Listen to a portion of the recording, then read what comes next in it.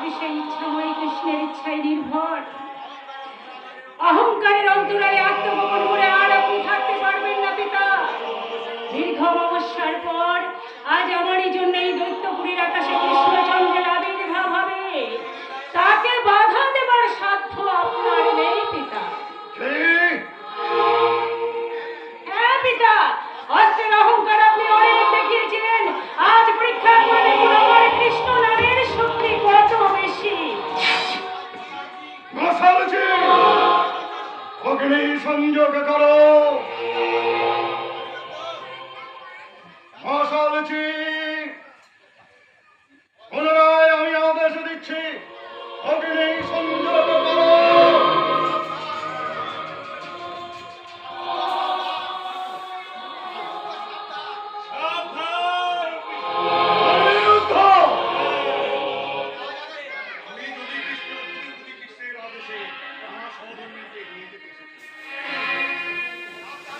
সাবধান যুবক,